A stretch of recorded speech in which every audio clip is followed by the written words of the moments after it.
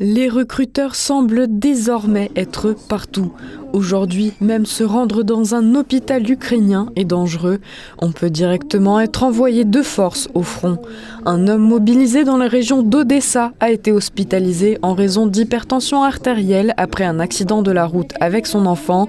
Cependant, les forces de sécurité et le centre de recrutement se sont rendus directement à l'hôpital, malgré le fait que l'état de l'accidenté ne s'était pas encore stabilisé. Ces images montrent comment à Loutsk, en Ukraine, un homme a été attrapé par les forces du centre de recrutement aux portes d'une école où il avait emmené son enfant. L'homme a été poussé de force dans un bus, puis les téléphones des filles qui filmaient l'incident ont failli être saisis. Mais ce ne sont pas les seules vidéos de Loutsk. Voici comment se déroule soi-disant pacifiquement le recrutement dans l'armée ukrainienne. Un homme crie avoir mal au bras car les forces de sécurité le lui ont tordu. Des femmes tentent de le sauver et crient aux représentants du centre de recrutement d'aller se battre lui-même.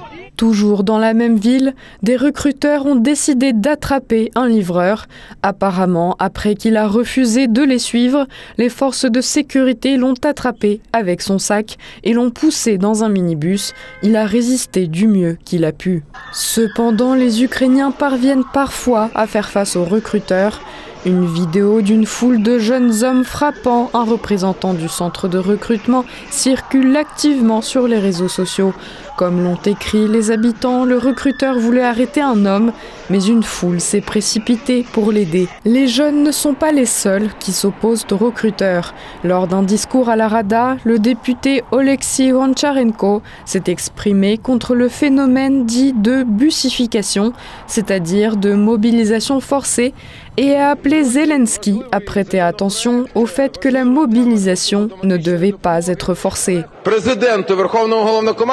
Le président a apparemment des troubles de la vision. Il a probablement besoin de l'aide d'un ophtalmologue parce que le président Zelensky a déclaré qu'il n'y avait pas, qu'il ne voyait pas de phénomène systémique de bussification. Il dit qu'il ne le voit pas. Tout le pays, des millions de personnes le voient, lui, non. Donc, en effet, il s'agit d'un trouble de la vision. Ou alors de la conscience. Comment peut-il dire qu'il ne le voit pas alors que ça a bien lieu? J'ai trouvé des centaines, des milliers de vidéos qui apparaissent chaque jour. Voilà une vidéo publiée hier. Je vais les montrer à Monsieur le Président parce qu'il ne le voit pas. Je vais montrer à quoi ressemble la bussification en Ukraine. Cette honte ne s'arrête pas. Pourquoi avons-nous une bussification au lieu d'une mobilisation normale? Parce que personne ne veut résoudre la question de la durée du service militaire. Nul besoin de fixer cette durée. Quand on entend depuis la tribune de la Rada le mot bussification, il n'est pas surprenant que ces soi-disant volontaires ukrainiens fuient le pays.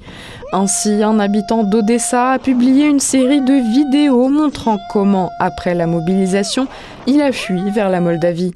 De plus, une vidéo de 2 Ukrainiens qui se sont échappés en passant par des barbelés circule sur Internet.